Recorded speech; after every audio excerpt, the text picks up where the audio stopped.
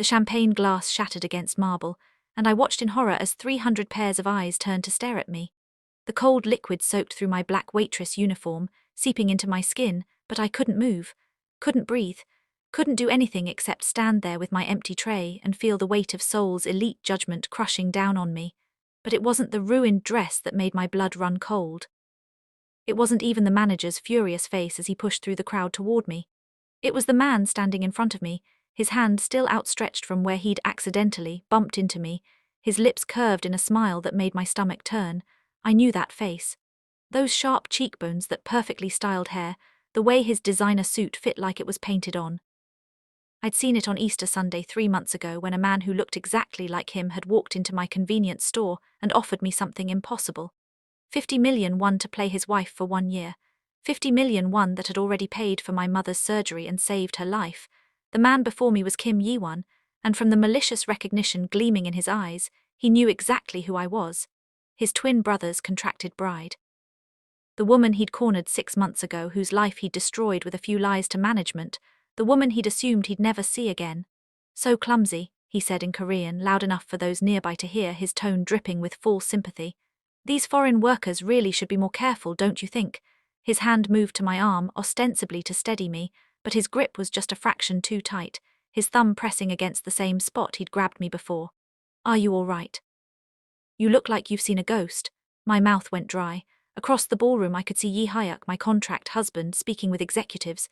He hadn't noticed the commotion yet, hadn't seen his identical twin brother threatening his wife with nothing more than a smile and a carefully chosen grip. "I'm fine," I managed in Korean, my Nigerian accent thick but my words clear. I'd been practicing every single day. "Please excuse me." I tried to pull away, but Yi-won held fast.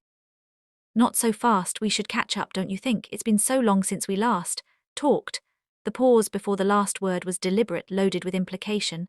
"Does my brother know about our history, about what you tried to do to me?" The lie sat between us like a coiled snake. We both knew the truth of that night at Club Azure, but truth didn't matter in Seoul's high society. Only reputation, only who would be believed. "Let go of me," I said quietly, my Igbo pride flaring hot beneath the fear. "I am my father's daughter," I reminded myself. "We don't bow to bullies." "Or what, you'll tell him?" Yi-won leaned closer, his breath reeking of whiskey. "I'm his brother, his twin, we shared a womb. Who do you think he'll believe?" That's when I saw Yi Hyuk turn, his eyes finding mine across the crowded room. Saw something shift in his expression as he took in the scene. His wife, soaked and shaking, and his brother's hand on her arm. And I knew, standing there dripping with champagne and shame, that everything was about to change. 2 identical brothers. 1 contract wife.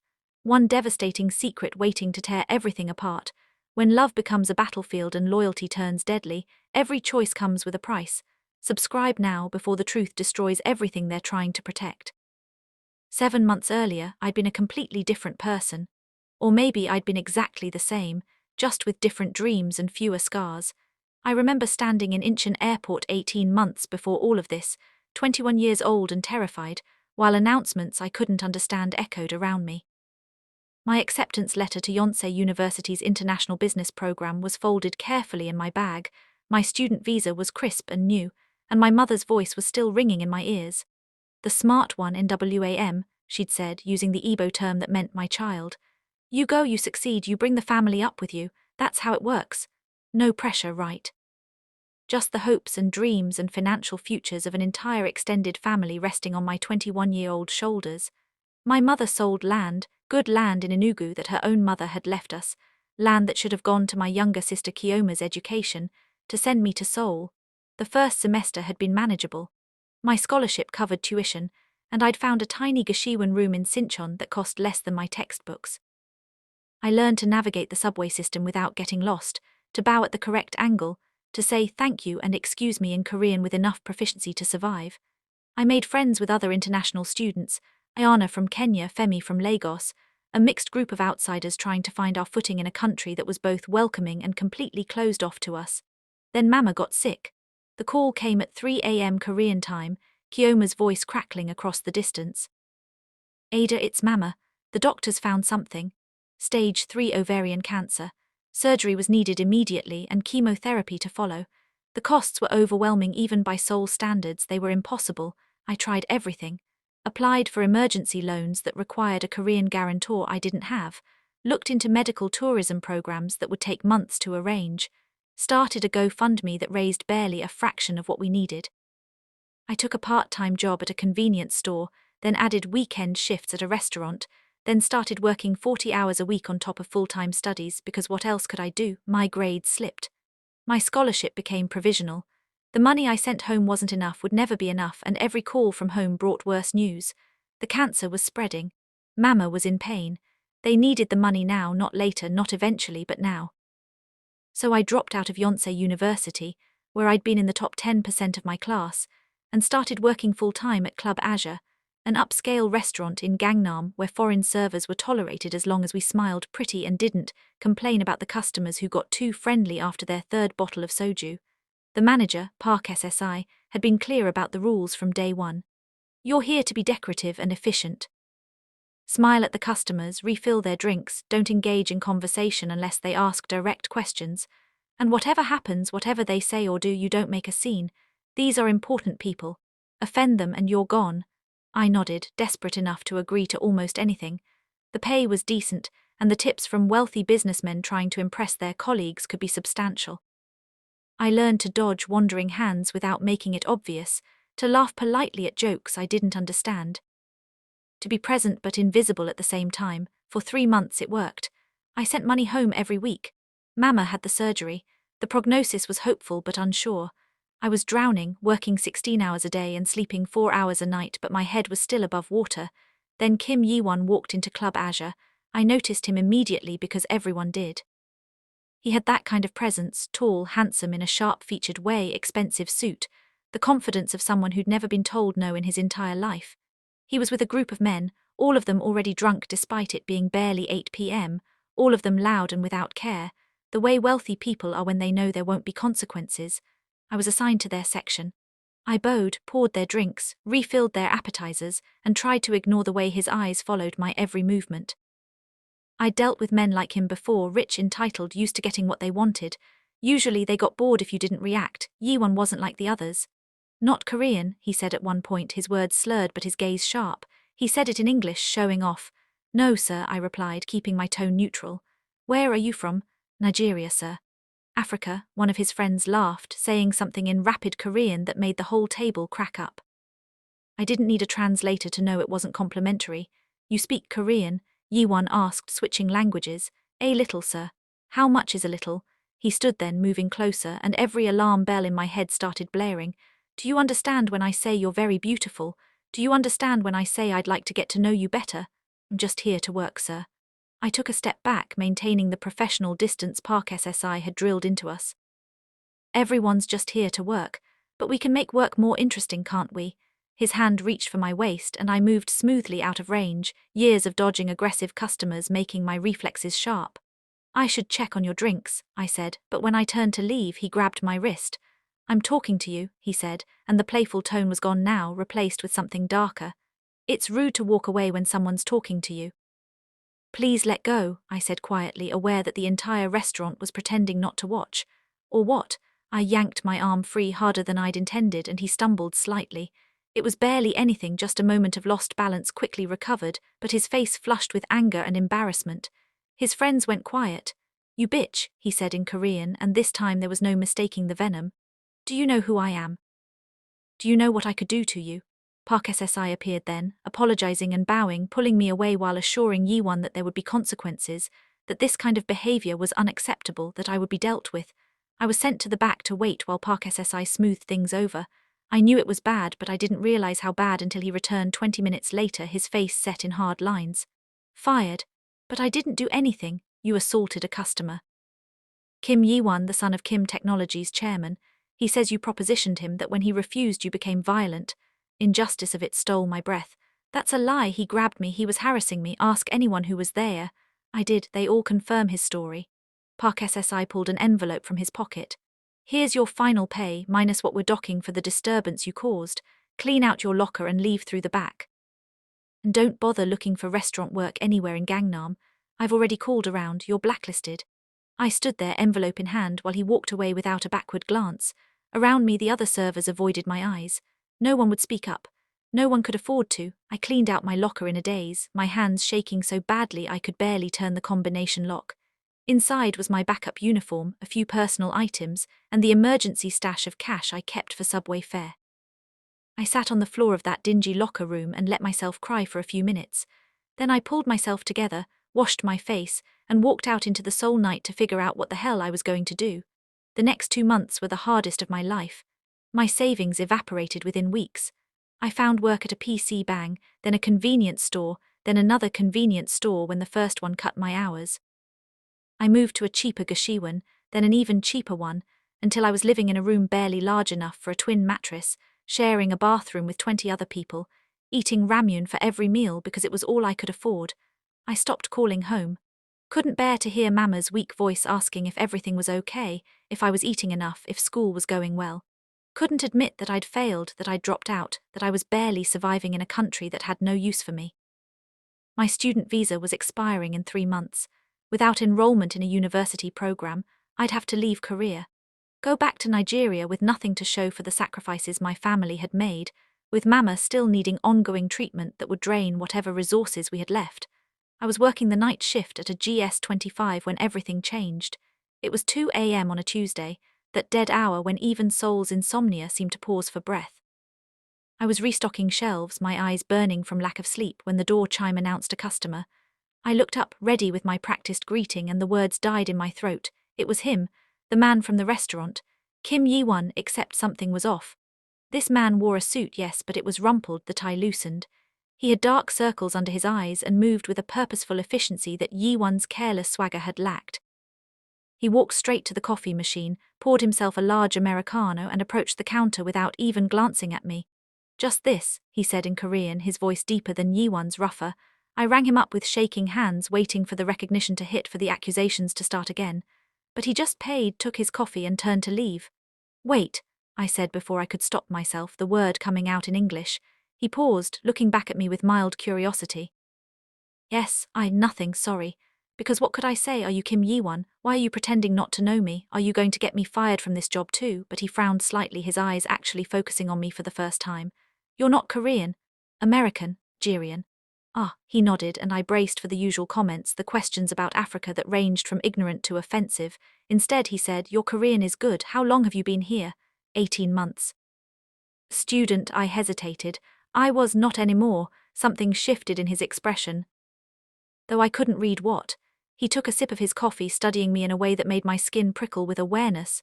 Not the predatory assessment I'd gotten from his twin, but something more calculating. "Can I ask you something?" he said finally. "And I need you to be honest." "Okay," I said warily. "Do you need money?" The bluntness of it shocked me. "Excuse me. Money, do you need it badly enough to do something unconventional?" My defenses slammed up. "I'm not a prostitute." "That's not what I'm asking." He set his coffee down on the counter, pulling out his phone. "My name is Kim Yi-hyuk. I'm the VP of Kim Technologies. I need a wife for approximately 1 year, and I'm willing to pay handsomely for the right candidate." Words were so absurd that I actually laughed. "This is a joke, right? Is this some kind of hidden camera thing?" "I assure you it's not." He pulled up something on his phone, turning it to show me. It was a contract, dense with legal terminology. 1-year marriage contract. "You'll live in my home, attend necessary social functions, and present as my devoted wife to my family and business associates. In exchange, you'll receive 50 million won up front, another 50 million at the contract's conclusion, and full legal protection under my name during the arrangement." The question burst out of me. "Why would you possibly need to pay someone to marry you? You're—" I gestured vaguely at him, at his obvious wealth and status. "That's not your concern," he said, but not harshly. "What matters is whether you're interested. I chose you because you're clearly not part of Seoul's social circles.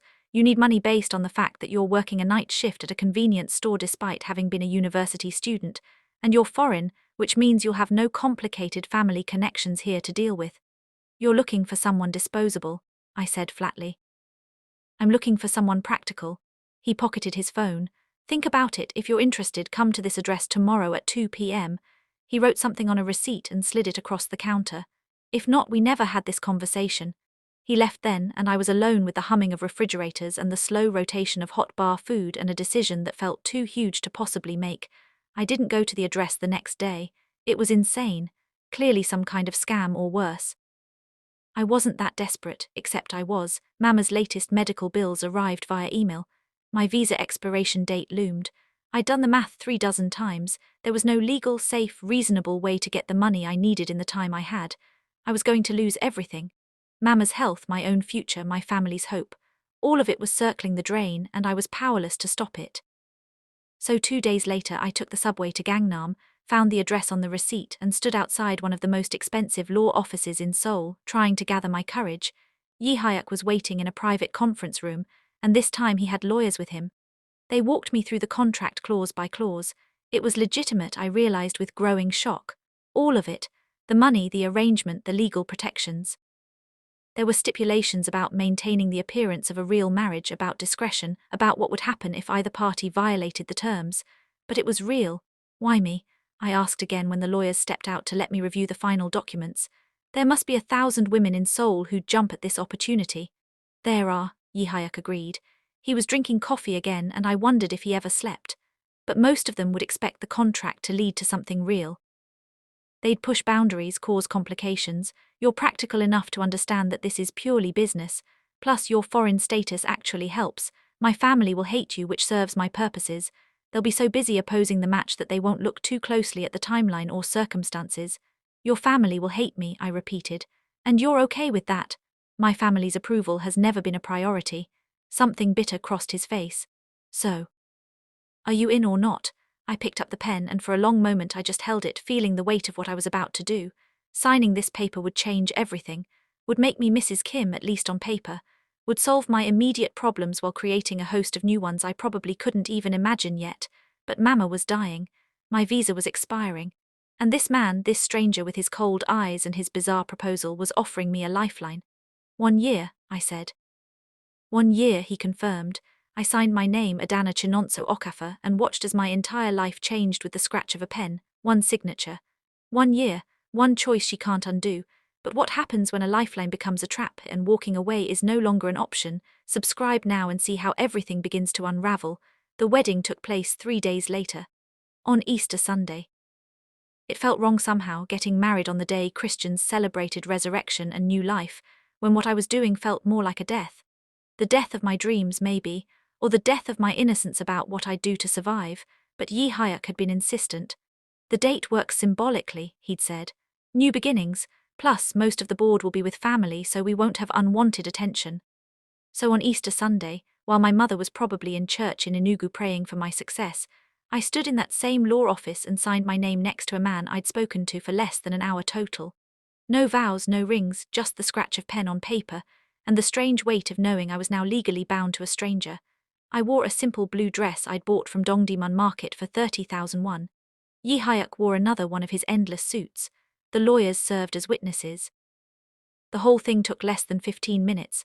Congratulations, Mrs. Kim, one of the lawyers said when it was done, and I felt something twist in my chest. Mrs. Kim. I was Mrs. Kim now.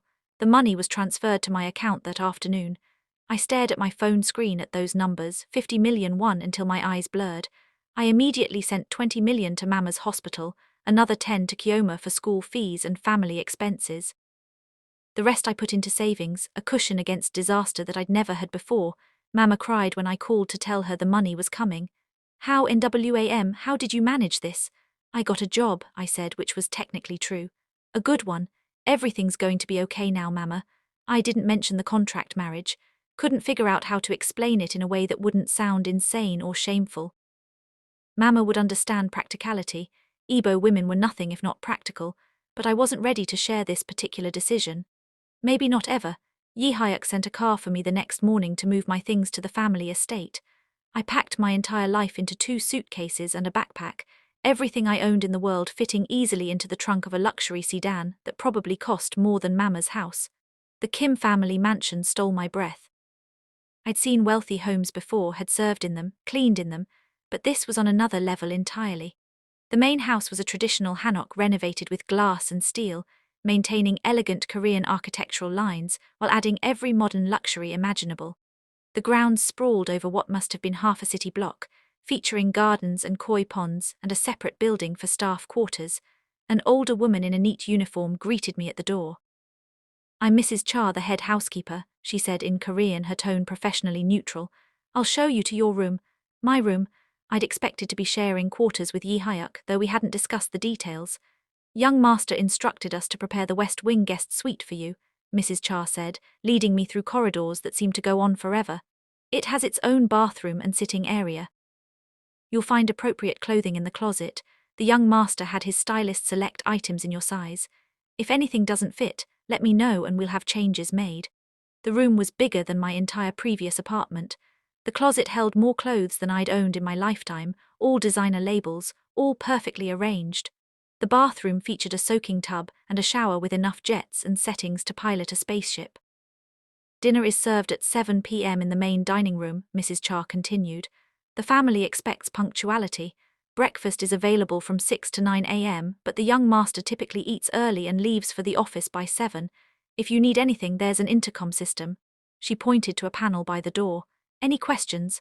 About 1,000, I thought, but I just shook my head. No, thank you. Left alone, I sank onto the bed, which was absurdly comfortable, and tried to process the surreal turn my life had taken. 3 days ago, I'd been sleeping on a thin mattress in a Gashewon, eating ramyun for dinner, with no prospects and a ticking clock on my visa. Now I was Mrs. Kim, living in a mansion in Gangnam, wearing clothes that cost more than I used to make in a month. It didn't feel real. I kept expecting to wake up, to find out it was all some elaborate dream brought on by exhaustion and stress. My first dinner with Yi Hyuk's family quickly stripped away any dreamlike feeling. I dressed carefully, choosing a modest navy dress from the overwhelming options in my closet. I practiced my bow in the mirror. I reviewed basic Korean etiquette rules I'd learned during my time as a student. I thought I was prepared. I wasn't. The dining room was formal in a way that made Club Azure look casual. A long table set with more silverware than I'd known existed, name cards marking specific seats, a staff of servers waiting silently along the walls. Yi Hyuk was already there, seated near the head of the table, and he gave me a brief nod when I entered but no other acknowledgement. The chair next to him was marked with my name. I sat, hands folded in my lap, trying not to fidget. Then Madam Kim Sun-hee walked in. Yi Hyuk's mother was in her early 60s, elegant in the way Korean women of her generation and class perfected, expensive hanbok modernized with designer touches, hair styled in a sleek chignon, makeup subtle but flawless. She swept into the room like she owned it, which technically she did, and stopped dead when she saw me. The temperature in the room dropped 20 degrees. Yi Hyuk, she said in Korean, her voice dangerously quiet. What is this? Mother, this is my wife Adana, Yi Hyuk replied calmly. Adana, this is my mother Kim Sun-hee. I stood and bowed, a full 90-degree bow that made my back ache. It's an honor to meet you, Eamyonim, I said in my carefully practiced Korean, using the term for mother-in-law. Madam Kim didn't bow back, she barely looked at me. We'll discuss this after dinner, she said to Yi Hyuk, then took her seat at the head of the table as if I didn't exist. The meal was excruciating. Servers brought course after course of traditional Korean dishes, each one more elaborate than the last. I tried to follow the etiquette rules I'd learned: wait for the eldest to start eating, use both hands when receiving dishes, and don't make noise while eating, but I was aware of Madam Kim's cold stare at every moment. Halfway through the meal, another man joined us. For a heart-stopping moment, I thought it was Yi Hyuk somehow duplicated. Then I realized this was his twin brother, Kim Yi-won. He looked different than the drunk man from the restaurant, more polished, more controlled, but when his eyes met mine across the table, I saw the recognition. And the calculation, my heart stopped. He knew exactly who I was. Hyung, he said to Yi Hyuk, using the term for older brother even though they were the same age. Birth order of minutes apparently mattered. You got married and didn't tell me. I'm hurt. Was a private ceremony, Yi Hyuk said neutrally. Clearly. Yi-won smiled at me and I felt my stomach turn. Welcome to the family. I don't think we've been properly introduced. I'm Kim Yi-won, the better-looking twin. Adana, I managed. It's nice to meet you. The pleasure is all mine. His smile widened. I feel like we might have met before, though, have we? The trap was obvious, but I couldn't see a way out. If I said yes, I'd have to explain the circumstances. If I said no, he'd know I was lying and would hold it over me. Either way, I lost. I don't think so, I said finally, taking the coward's way out. I could swear. He let it hang there, then shrugged. Well, Seoul is a big city, maybe I'm thinking of someone else. Rest of the dinner crawled by with agonizing slowness. Afterward, Madam Kim requested that Yi Hyuk join her in her sitting room. Alone, I was dismissed like the help, and I went back to my room with the sounds of a vicious argument following me down the hallways. I learned later, through Mrs. Cha's carefully neutral gossip, that Madam Kim had threatened to disown Yi Hyuk. that she'd called me every variation of gold digger and foreign whore that Korean had to offer, that she demanded the marriage be annulled immediately or he'd face complete cut-off from the family. Yi Hyuk had refused. Whatever his reasons for the contract, he was apparently committed to seeing it through, even at significant personal cost. The next few weeks were a crash course in finding my way through Korean high society from the absolute bottom rung. I was expected to attend family functions, birthday dinners, memorial services, business parties. At every single one, I was treated as an unwanted outsider, an embarrassment, something to be tolerated at best. The Korean women especially were brutal in their subtle ways. They'd speak too quickly in Korean, then act concerned when I couldn't follow. They'd discuss fashion and beauty standards with pointed looks at my natural hair, my darker skin, my non-Korean features. They'd ask invasive questions about how I'd met Yi Hyuk, how long we'd known each other, what my family did back in Nigeria, all phrased politely but crafted to cast light on how unsuitable I was.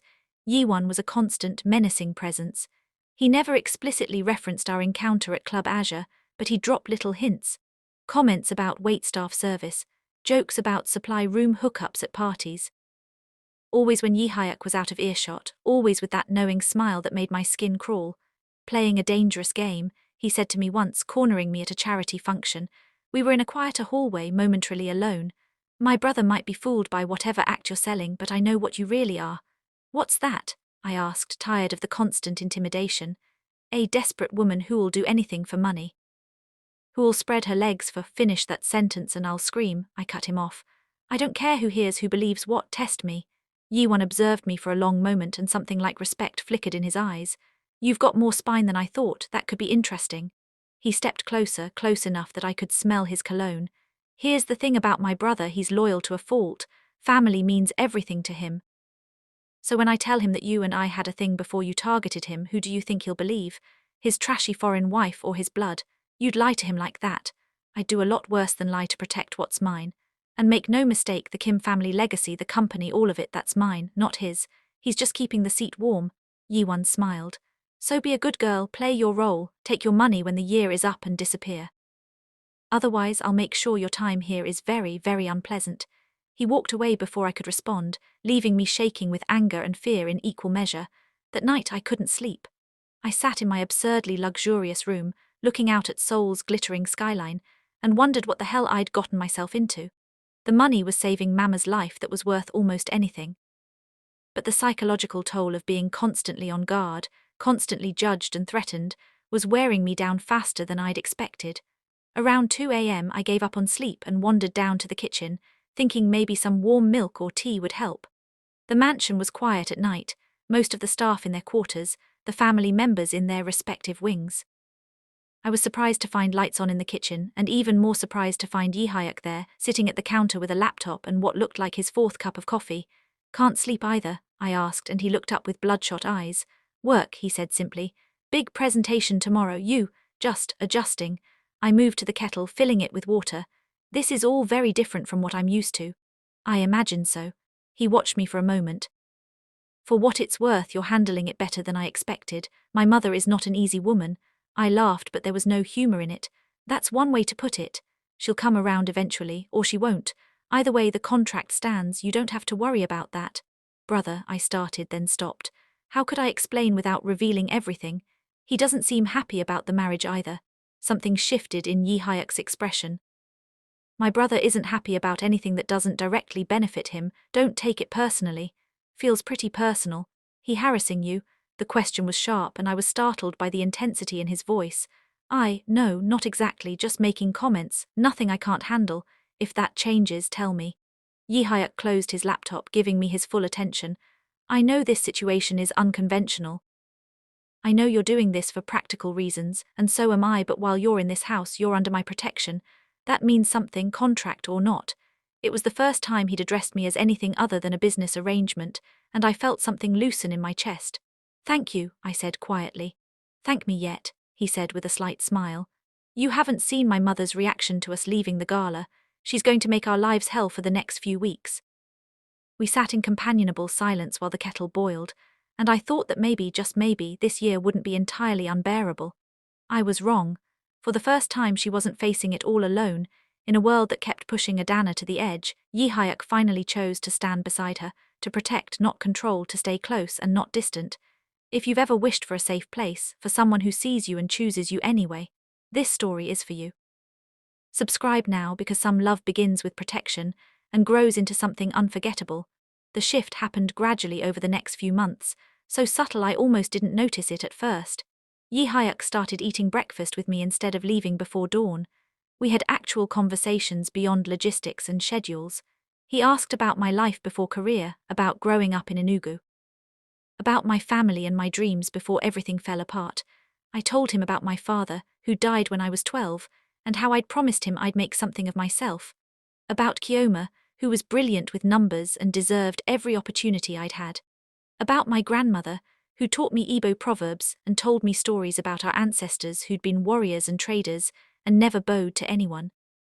He told me he loved old American jazz, the kind his father thought was beneath proper Korean culture. He'd wanted to be an architect but had been forced into business. Yi Hyuk read poetry in secret and could quote Yeats from memory. He was absolutely terrible at cooking but made surprisingly good coffee. He had insomnia most nights and would work until 3 or 4 a.m. because lying in bed awake was worse. I learned that he spoke fluent English with a slight American accent from his years at Stanford. Yi Hyuk was top of his business school class.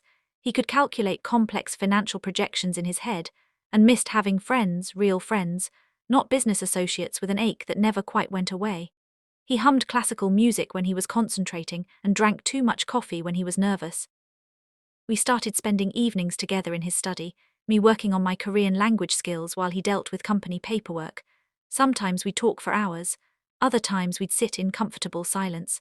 Either way, the separate bedrooms started to feel less like a necessary boundary and more like an outdated formality. One morning in June, I woke up early and decided to cook Nigerian food, not the Korean breakfast the staff usually prepared. I found ingredients for jollof rice and plantains, and I was in the kitchen singing an old Igbo folk song my grandmother used to sing when Yi Hyuk appeared in the doorway. "That smells amazing," he said, and I jumped, nearly dropping the spoon. "I didn't hear you come in. You were singing." He smiled and it transformed his usually serious face. "Don't stop on my account. It's just an old song. My grandmother used to sing it while she cooked." "What does it mean?" I translated the Igbo lyrics into Korean as best I could. "Home is not where you were born but where you choose to plant your feet, where you choose to fight, to love, to build." Something shifted in his expression. "That's beautiful. My grandmother was a wise woman." I turned back to the cooker, suddenly self-conscious. "Do you want to try some? It's almost ready." We ate breakfast together that morning, Nigerian food in a Korean kitchen, and Yi Hyuk asked questions about every dish, genuinely interested. He tried the plantains and declared them addictive. He praised my jollof rice, saying it was better than anything he'd had at the few African restaurants in Seoul. "You should do this more often," he said. "Cook what makes you happy, I mean. Don't feel like you have to eat Korean food every meal just because you're in Korea." It was such a small thing, but it meant everything. Permission to be myself in this house, this country, this life that felt increasingly like mine. That was the morning I started to fall for him. The board meeting that would determine the next CEO was scheduled for late September. It was the entire reason Yi Hyuk had needed a wife in the first place, I learned. The board had insisted that the next chairman be settled, stable, ready to lead without personal distractions. His father wanted to retire, and there were only 2 candidates. Yi Hyuk, the responsible one who'd been running operations for years, and Yi Won, the charismatic one who could charm investors but had a concerning track record of risky decisions. Madam Kim had been campaigning hard for Yi Won behind the scenes. She'd been spreading rumors that Yi Hyuk's marriage was a sham, that he'd been seduced by a foreign gold digger, that his judgment was compromised. The fact that I was from Nigeria, was significantly younger, and had appeared in his life so suddenly all fed into the narrative she was building. "She's positioning Yi Won as the stable choice," Yi Hyuk explained one night in his study. "The traditional son who understands Korean values versus the son who married outside his race and culture. She actually influenced the board that much. She owns 12% of company shares through my father's gifts to her over the years. She sits on the board herself, though she rarely exercises her voting rights. But she's friends with 3 other major shareholders, all old soul money families who share her conservative views. So I'm actively hurting your chances," I said, the weight of it settling over me. "No, you're giving me a reason to want the position." Yi Hyuk looked up from his papers. I've spent my entire life doing what was expected, following the path laid out for me. Taking care of the family business while my brother played, I never questioned whether I actually wanted any of it, but then you showed up and said respect is earned, not demanded, and suddenly I'm questioning everything. That sounds like a bad thing. It's not, it's necessary. He stood, moving to the window that overlooked the gardens. If I become chairman, I can make changes, modernize the company culture, push for diversity initiatives. Maybe even sponsor more international students the way I should have sponsored you when you needed it. I joined him at the window. Outside, Seoul sparkled with millions of lights, beautiful and cold.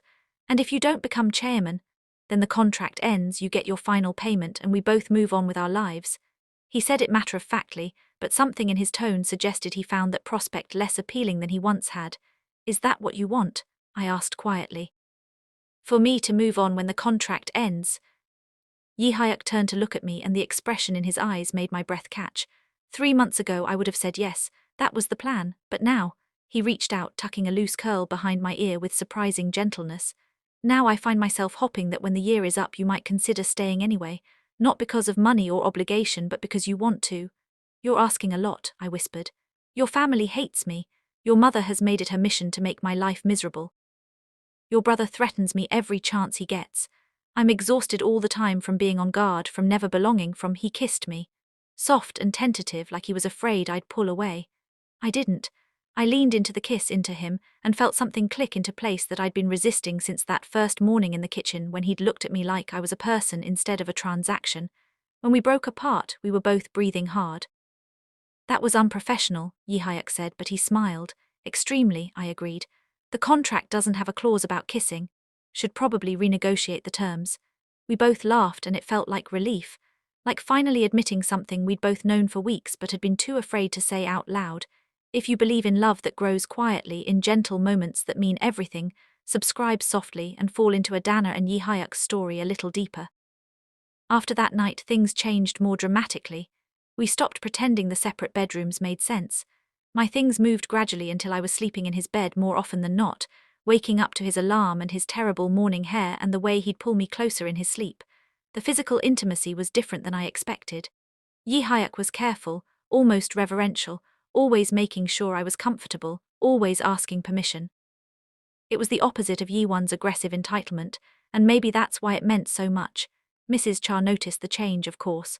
The staff always noticed everything, but she just smiled and started leaving breakfast for 2 in the main bedroom instead of setting 2 separate tables. Little signs that even the household staff was rooting for us to make it work. Madam Kim noticed too, and her campaign of hostility intensified.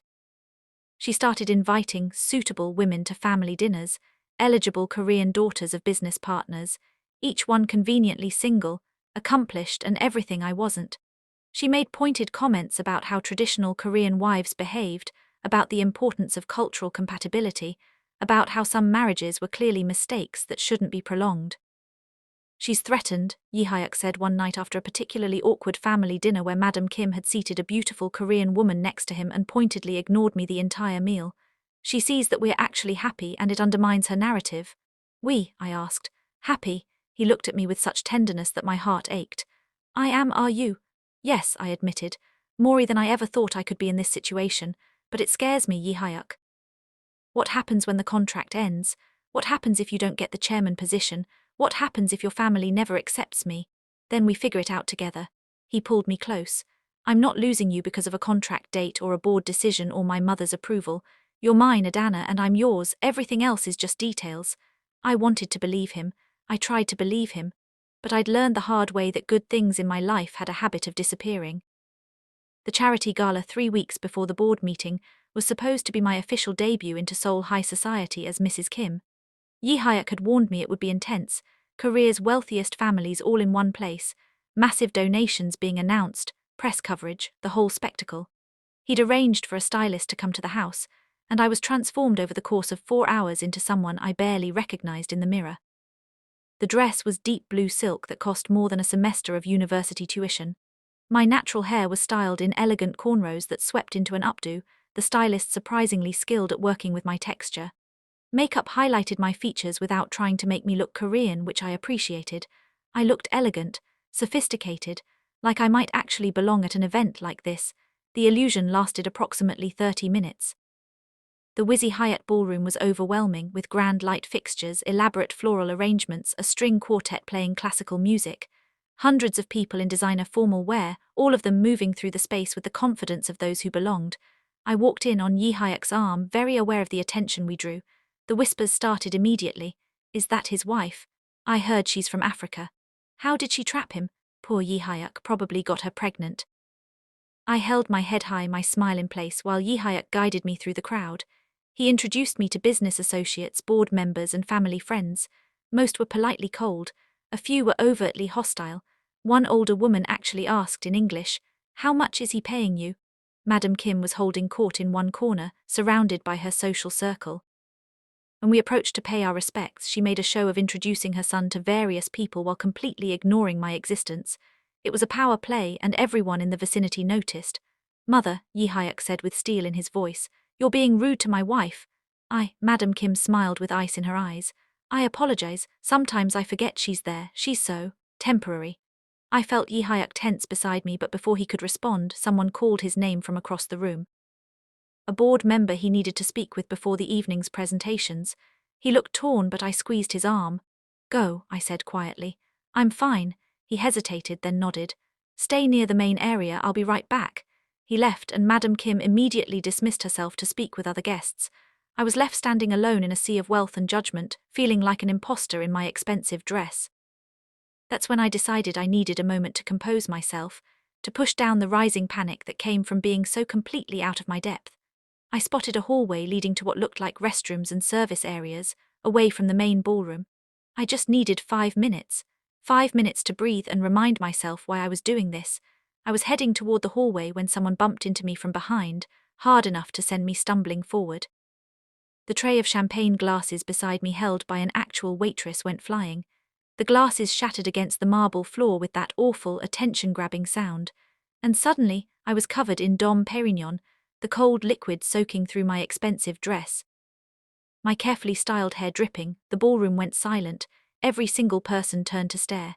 Camera phones appeared, and standing there with his hand still outstretched from the accidental bump was Kim Yi-won, his expression the perfect mask of concerned surprise. "Oh my God," he said in Korean, loud enough for everyone to hear.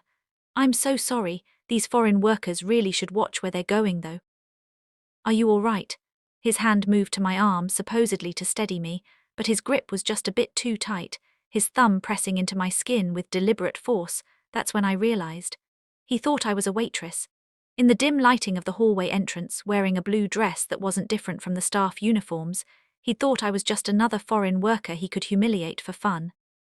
He hadn't realized he was harassing his brother's wife until his hand was on my arm and he looked at my face. The recognition in his eyes was instant, and with it a flash of pure malicious delight. "Wait," Yi-won said, still in Korean, his voice carrying across the silent ballroom.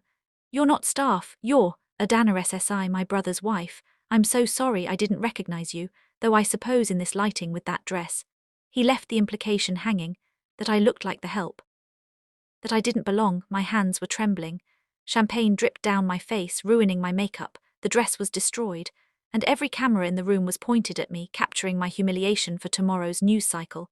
"So clumsy of me," Yi-won continued, really playing it up now. His hand was still on my arm and he leaned in closer, lowering his voice so only I could hear. "Does my brother know about our history, about what you tried to do to me?" I wonder how he'd feel about his wife being so available. If you were Adana, caught in that moment, every eye on you, his grip tightening as he realizes exactly who you are, would you swallow the insult and keep the peace, or meet Yi-won's gaze and remind him exactly who he's dealing with? "Let go of me," I said in Korean, proud that my voice came out steady despite the rage and fear coursing through me. "Or what?" He smiled that terrible smile. "You'll tell him, go ahead.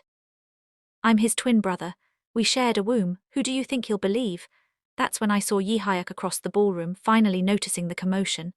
His face went from confusion to understanding to something I couldn't quite read as he took in the scene, his wife soaked in champagne, his twin brother's hand on her arm, the crowd of vultures circling with their cameras ready. He started moving toward us and I saw their eyes meet, Yi Hyuk's and Yi-won's. Some unspoken twin communication passing between them. Yi-won's smile widened like he was enjoying this, like he knew exactly how this would play out. But Yi Hyuk surprised us both. He crossed that ballroom like an avenging angel, his face set in fury. The crowd parted for him automatically, years of hierarchical conditioning making people move before they'd even registered who was approaching. When he reached us, he took in the scene with one sweeping glance, me shaking and soaked, his brother's hand still gripping my arm, the shattered glass, the cameras, all of it.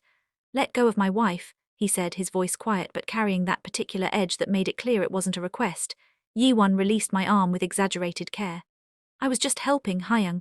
She had a little accident. I think the champagne made the floor slippery. I saw what happened." Yi-hyuk cut him off. He shrugged off his jacket and wrapped it around my shoulders, the gesture protective and possessive in a way that sent ripples through the watching crowd. "We're leaving. The presentations haven't even started," Madam Kim's voice rang out.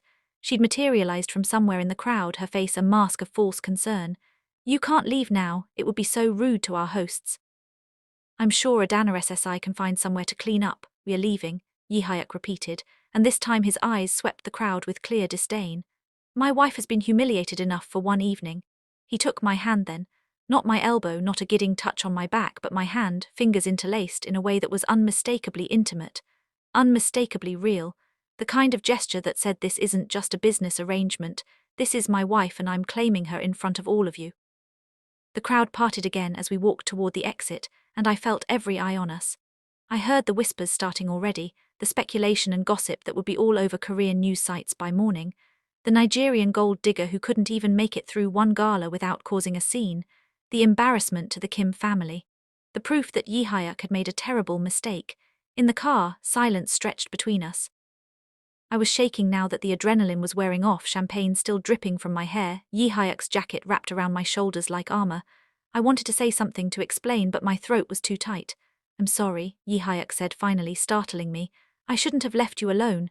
It's not your fault. It is, actually. I knew what that environment would be like. I should have stayed with you." He glanced at me, his jaw tight. "My brother, what he said to you." "That wasn't the first time, was it?" My heart lurched. Don't lie to me." His voice was gentle but firm. "I've known Yi-won his entire life. I know when he's targeting someone, and I saw how you reacted when you first saw him at the family dinner, like you'd seen a ghost." Truth bubbled up before I could stop it. Maybe it was the stress, maybe it was the humiliation of the evening, maybe it was just exhaustion from carrying the secret. Whatever the reason, I told him. All of it, the restaurant, Yi-won's harassment and subsequent retaliation, being blacklisted, losing my job, the impossible situation that had led me to that convenience store at 2 a.m. where Yi-hyuk had found me. "That's why you seemed so surprised when I approached you," Yi-hyuk said quietly when I finished. "You thought I was him. You look exactly alike." "Really don't." He said it with such certainty that I looked at him in surprise. "Our mother always insisted we were identical, liked to dress us the same when we were young, but we've always been different. I'm 2 centimeters taller." His voice is higher. He smiles more, but it rarely reaches his eyes. He paused. "I should have asked more questions when you agreed to the contract, and pondered why a university student would drop out and take such a risk. I was so focused on solving my own problem that I didn't consider you might be running from something, from someone." "Brother," I said, needing to make it clear. "When he grabbed me tonight, he was threatening me. He said if I told you about our history, you wouldn't believe me. That you'd choose him over me." Car pulled up to the mansion, but neither of us moved to get out. Yi-hyuk turned in his seat to face me fully, and in the dim light from the dashboard, his expression was intense.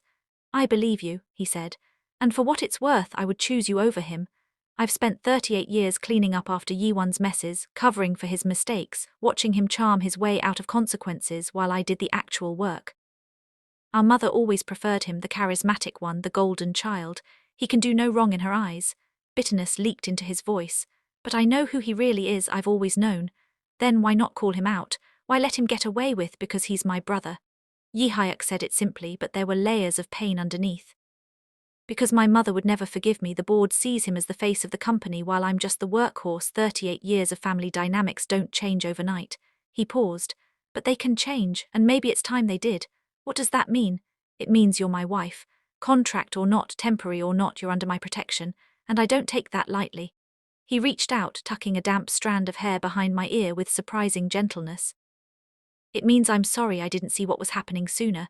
It means from now on you don't deal with my brother or my mother alone. We present a united front, and if they don't like it, that's their problem." Something shifted in that moment. Some invisible line was crossed. This wasn't just a business arrangement anymore, I realized. Yi-hyuk wasn't just protecting his investment. There was something real there, something neither of us had planned for. "Thank you," I whispered. "Thank me yet," he said with a slight smile. "You haven't seen my mother's reaction to us leaving the gala. She's going to make our lives hell for the next few weeks." He was right about that. By morning, photos of the champagne incident were all over Korean news sites and social media. The narrative was set. Clumsy foreign wife embarrasses prestigious Kim family at charity event, devoted husband forced to leave early. Some sites were more sympathetic, pointing out that I'd clearly been bumped into, but most focused on the spectacle, the gossip, the schadenfreude of watching someone from outside their world fail so publicly. Madam Kim called an emergency family meeting that very morning. I walked into the formal sitting room to find not just Yi Hyuk's mother, but also his father, who'd been mostly absent during my time in the household. Chairman Kim was a stern man in his 70s, and his expression as he looked at me was a cold assessment. "Sit," Madam Kim commanded, and I took a seat next to Yi Hyuk on the sofa, very aware of Yi-won lounging in an armchair across from us, looking entirely too pleased with himself. "Last night was unacceptable," Chairman Kim started without a preamble. "The Kim family has a reputation to uphold. We cannot afford embarrassing incidents that make us look foolish in front of our peers. The incident wasn't Adana's fault," Yi Hyuk said calmly. "She wasn't deliberately. It doesn't matter whose fault it was," Madam Kim cut him off. "What matters is the perception. What matters is that your wife," she said the word like it tasted bad, "couldn't get through one evening without causing a scene. She didn't cause anything. She was assaulted by someone who bumped into her hard enough to send her into a waitress carrying champagne. How convenient that the cameras didn't capture that part," Yi-won said lazily. "Just her standing there dripping, looking very much like she didn't belong." Yi Hyuk's hand found mine under the table, squeezing once, a warning to let him handle this. But I'd spent 3 months being silent, being compliant, swallowing every insult and indignity. Something in me snapped. "I didn't belong there," I said, my voice clear. "You're right about that. I don't belong in a world where people deliberately hurt others for entertainment, where someone can assault a worker and get them fired for reporting it, where a woman from Africa is assumed to be a gold digger simply for existing in your spaces." I looked directly at Madam Kim. "You've made it very clear I'm not welcome in this family. But I signed a contract with your son, a legal document that you cannot break regardless of how much you disapprove. So you have 2 choices: accept that I'm here for the duration of that contract and make the best of it, or continue this campaign of hostility and make everyone miserable, yourselves included." Silence that followed was deafening. Chairman Kim looked at me with something that might have been surprise. Madam Kim's face went red with rage, and Yi-won actually laughed. "She's got fire," he said. "I'll give her that." "How dare you speak to your elders that way?" Madam Kim hissed. "You have no respect, no understanding of Korean culture." "I understand that respect is earned, not demanded," I said. "And I understand that in Igbo culture, which is my culture, elders maintain their status by acting with wisdom and grace, not by bullying people weaker than themselves." "That's enough." Chairman Kim's voice was quiet but absolute. Everyone fell silent. He studied me for a long moment, then turned to his son. "Yi Hyuk, is this marriage real or is it a business arrangement?" My heart stopped. This was it. He'd admit the truth, the contract would be voided, I'd lose everything. "It's real," Yi Hyuk said firmly. "I married Adana because I love her." The lie hung in the air.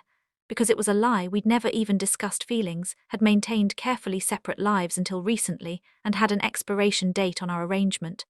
But Yi Hyuk said it with such conviction that even I almost believed it. Chairman Kim nodded slowly. "Then you've made your choice. And as head of this family, I'll tell you what I told your brother when he wanted to marry that actress. If this is your decision, we'll support it publicly. Whatever our private reservations, we don't air family disputes where outsiders can see. Understood?"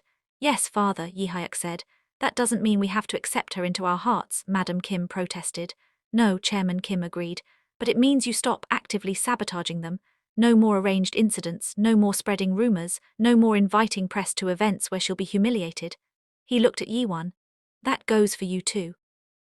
"I have no idea what you're talking about," Yi-won said innocently, but his father silenced him with a look. The meeting ended and I escaped to my room as soon as possible. I was shaking, the adrenaline crash hitting me hard. I'd just talked back to one of the most powerful women in Seoul. I'd basically told them all to go to hell. What had I been thinking? A knock on my door interrupted my spiral. Yi Hyuk entered without waiting for permission, closing the door behind him. "That was either very brave or very stupid," he said. "Probably stupid, definitely brave." He crossed to where I stood by the window. You stood up for yourself. For us, that took courage. You lied to your father, said you loved me. I said the marriage was real. It is, we're legally married. The rest. He trailed off, his expression complicated. The rest is more complex than I anticipated. What does that mean? Yi-hyuk was quiet for a moment, and when he spoke his voice was different, vulnerable in a way I'd never heard from him before. It means that somewhere between signing that contract and tonight something changed. I can't pinpoint when exactly. Maybe it was seeing you hold your own at those awful family dinners. Maybe it was the morning I found you in the kitchen cooking Nigerian food and singing to yourself in Igbo, and you looked so at peace that I didn't want to interrupt. Maybe it was a dozen small moments I didn't realize were important until they'd passed. He looked at me directly. I'm not in love with you. I don't believe in love at first sight or soulmates or any of that romantic brouhaha, but I respect you, I admire you, and I find myself wanting to know you better. The real you, not just the woman playing a role for my family. My heart was pounding. The contract says, I know what the contract says, I wrote it, but contracts can be renegotiated if both parties agree. So I'm asking, would you be interested in actually getting to know each other, in seeing if this arrangement could become something real?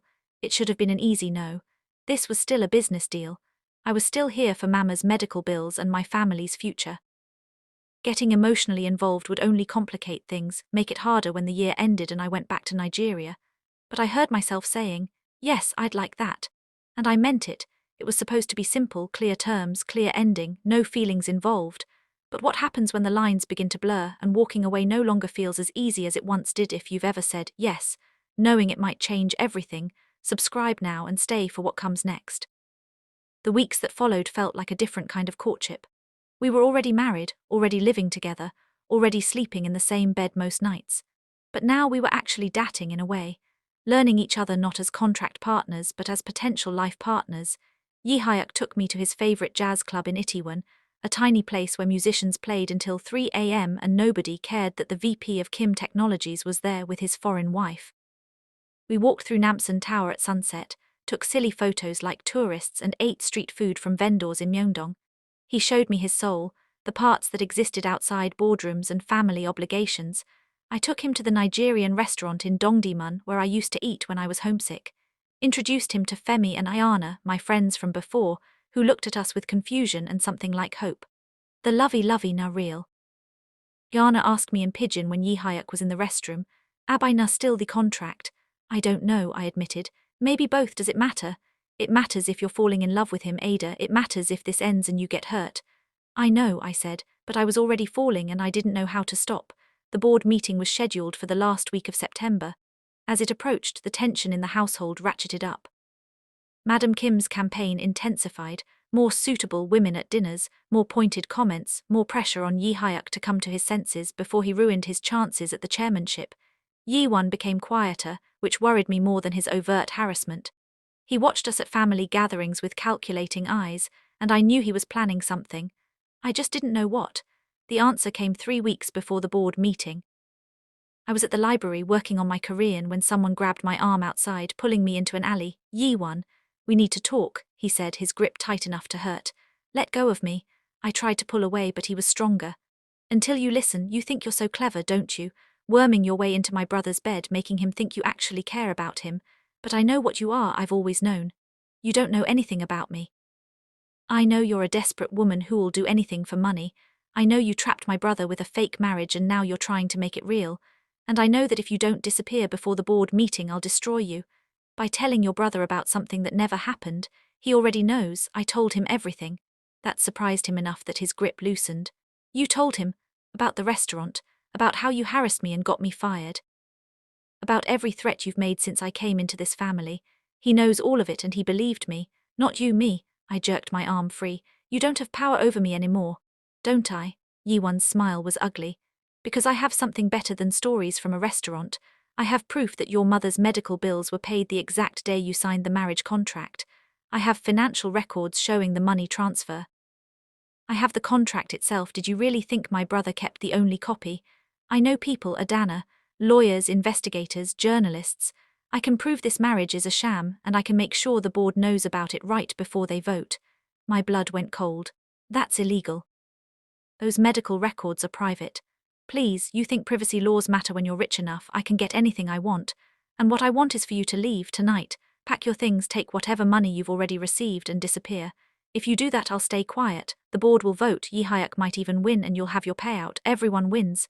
Except your brother would be devastated if I just disappeared. Get over it. He always does. Yi Hyuk is nothing if not resilient. Yi-won stepped closer. Or you can stay, I'll release everything I have to the press and you'll both be humiliated. The contract will be proof that he lied to the board about his marriage being real. He'll lose his position and probably his place in the family entirely, all because you were too greedy to take the easy way out. You'd really destroy your own brother for a promotion. It's not a promotion, it's my birthright. Bitterness dripped from every word. Everything should be mine. But my mother and father have always favored Yi Hyuk, the responsible one, the smart one, the one who never makes mistakes. Well, marrying you was a mistake, and I'm going to make sure everyone sees it. I wanted to slap him and scream, but I'd learned something about dealing with dangerous men in positions of power. Sometimes you had to retreat to fight another day. I need time to think, I said. You have until tomorrow night. After that, I'm going to the press. Yi-won stepped back, smoothing his suit. Make the right choice, Adana. For once in your life, be smart instead of greedy. He walked away, leaving me shaking in that alley, my mind racing. I went home in a daze, avoided Yi Hyuk that evening, claiming a headache. Lay awake all night in our shared bed while he slept beside me, trying to figure out what to do. If I stayed and Yi-won followed through, Yi Hyuk would lose everything because of me. His position, his family's respect, possibly his entire future. But if I left, I'd be admitting defeat, letting Yi-won win. And worse, I'd be leaving behind something real, something I'd started to believe in. By morning, I'd made my decision. I need to tell you something, I said over breakfast, my voice steady despite the fear. Your brother threatened me yesterday. Yi Hyuk set down his coffee immediately. What kind of threat? I told him everything. The alley, the ultimatum, Yi-won's claim to have evidence of our contract marriage. Yi Hyuk's expression grew darker with every sentence. That manipulative, he cut himself off, visibly struggling for control. Did he hurt you? Just grabbed my arm. Nothing serious. Nothing serious, Yi Hyuk repeated flatly. He physically assaulted you and threatened to destroy both our reputations, but that's nothing serious. Compared to what he could do if he follows through, he's not going to follow through, because I'm going to deal with this. Yi Hyuk stood, pulling out his phone. I should have done this months ago. What? Chosen? Between my brother and you, between family loyalty and what's right, between the easy path and the honest one. He looked at me with something fierce in his eyes. I choose you, Adana. Not because of a contract, not because it's convenient, because you're my wife in every way that matters, and I'll be damned if I let him drive you away. What followed was the most intense family confrontation I'd ever witnessed. Yi Hyuk called an immediate meeting and insisted his father be present despite his mother's protests. In that same formal sitting room where I'd first been told I didn't belong, Yi Hyuk laid out everything. Not just Yi-won's recent threats, but years of covered-up scandals. Sexual harassment cases settled quietly, embezzlement blamed on scapegoats, reckless business deals that Yi Hyuk had fixed behind the scenes, all of it documented with the thoroughness of someone who'd been keeping records for a long time. This is who you want to make chairman, Yi Hyuk said coldly. Someone who threatens women, breaks laws, and has been coasting on my work for years while taking credit for the successes and blaming me for the failures. Madam Kim tried to defend Yi-won, claimed the evidence was exaggerated, that Yi Hyuk was jealous and lying, but Chairman Kim saw through it, had maybe always seen through it but had chosen to ignore it because Yi-won was easier to love. Is this true? Chairman Kim asked Yi-won directly. Yi-won tried to deny it. Then, faced with bank statements and witness testimonies and a paper trail that couldn't be argued away, he got angry. Accused Yi Hyuk of betrayal, of choosing an outsider over family, of destroying their relationship over a woman who didn't matter. She matters to me, Yi Hyuk said quietly. More than your approval, more than this company, more than any of this. He looked at his parents.